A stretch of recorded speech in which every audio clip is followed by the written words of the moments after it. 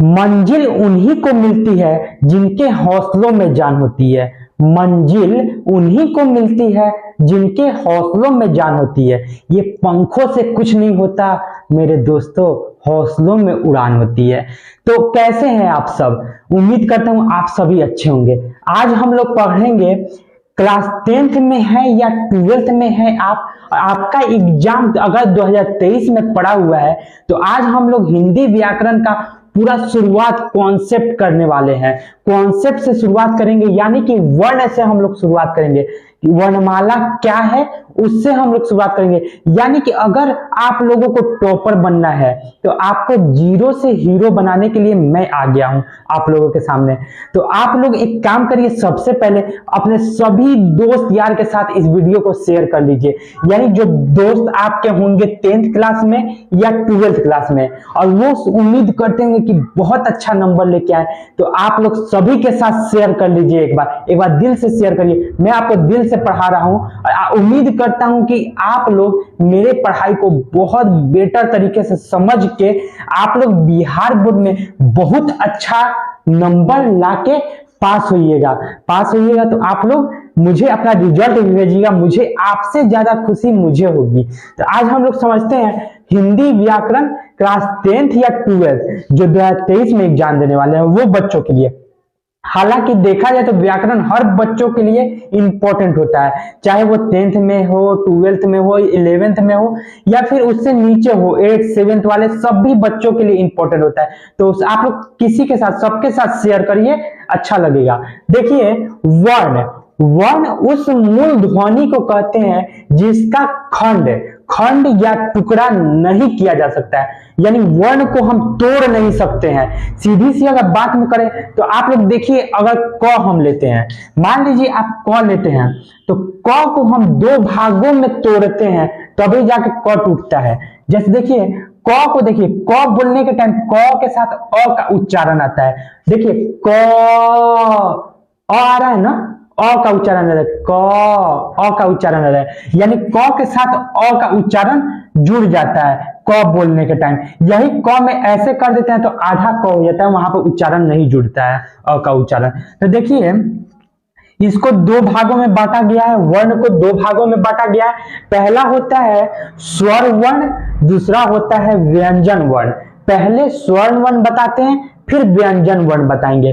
देखिए, स्वर्ण वर्ण किसे कहते हैं? स्वर्ण मतलब आपको नामे से लग रहा है ऐसा कि स्वतः खुद से जिसका प्रयोग किया जाता है। तो देखिए, जिस वर्ण के उच्चारण में किसी अन्य वर्ण की सहायता नहीं ली जाती है, किसी वर्ण की सहायता नहीं ली जाती है, स्वतः से बोला जाता है, उसे स्वर्ण वर्ण कहते हैं। देखिए, अ आ, हर्षई दीर्घई, हर्षौ दीर्घौ, री री, ली ए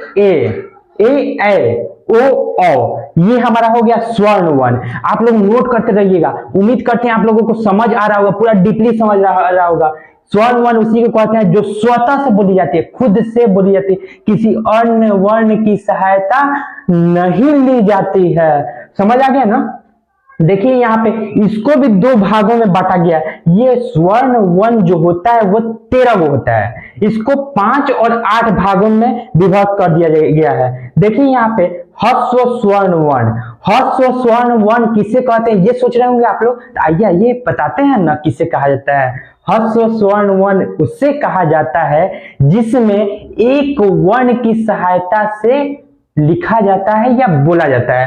अ, ई, छोटी ई, हर्षई, उ, री, ठीक है। ल में इस तरह घिस दिया गया, यानी आधा ल हो गया। समझे बात को? तो ये हो गया, एक वर्ण के सहायता से बोला जा रहा है। देखिए, अ जैसे लिख रहे हैं, अ के साथ कोई कुछ अच्छे उच्चारण आ रहा है, जैसे बोल रहे हैं अ, कोई इष्टा तो उच्चारण आ ही नहीं रहा है, यानी एक ही वर्ण है, दूसरा अन्य वर्ण नहीं है इसमें।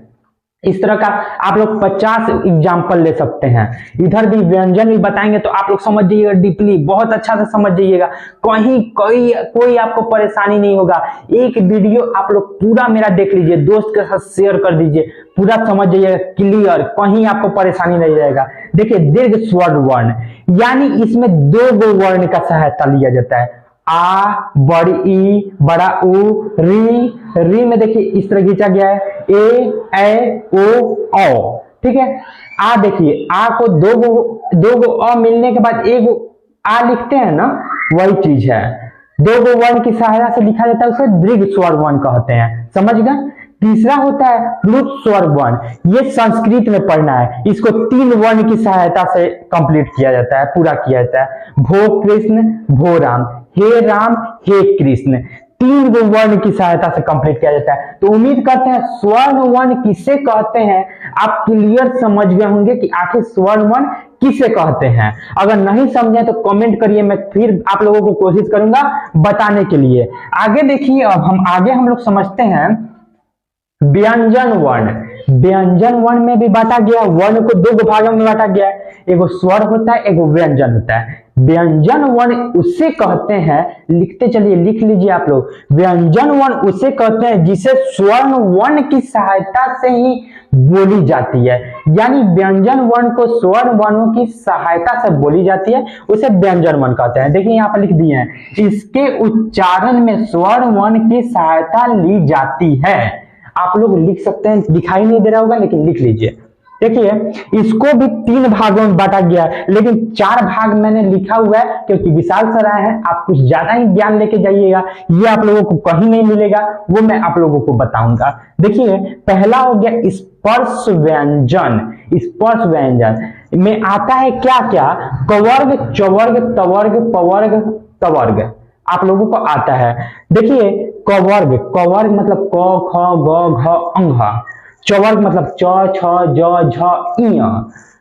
तवर्ग मतलब ट, ठ, ड, ढ, न। तवर्ग त, थ, द, द, न, प, फ, ब, ब, म। यानी कि स्पर्श व्यंजन में क से लेकर आप लोगों का म तक कंप्लीट करता है, उसे स्पर्श व्यंजन कहते हैं। क्लियर समझ आ रहा है तो कमेंट करके बताइए क्लियर समझ आ रहा है, लाइक कर दीजिए दिल से। यानी क से म तक होता है, उसे स्पर्श व्यंजन कहते हैं। फिर दूसरा आता है अंतस्थ व्यंजन। अंतस्थ व्यंजन में आता है क से म तक तो हो गया था, क से म तक य, र, ल, व।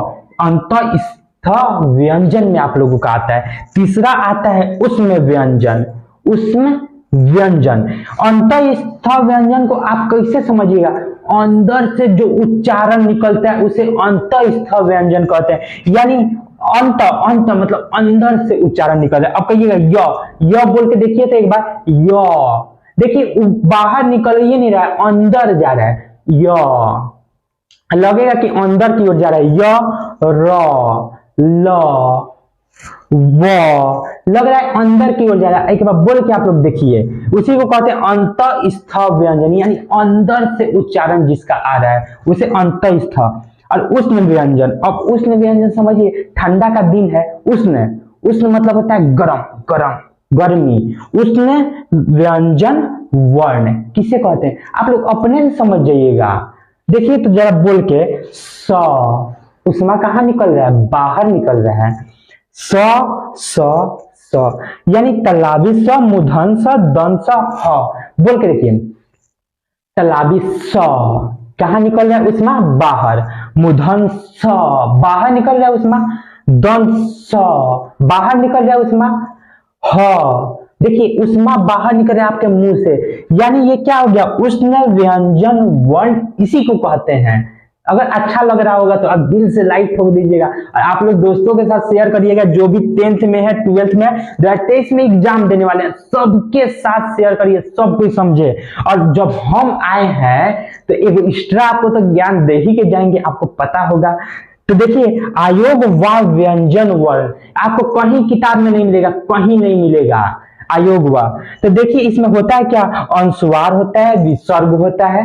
तो एक्स्ट्रा ज्ञान मिल गया ना आप लोगों को। अच्छा लगा हो वीडियो तो दिल से लाइक कर दीजिए। आगे आप लोगों को क्या चीज चाहिए आप लोग कमेंट करके बताइए। 2023 में आप एग्जाम देने वाले हैं, और क्या चाहिए और क्या क्या आप लोगों को नॉलेज चाहिए। चलिए तब तक के लिए नमस्कार।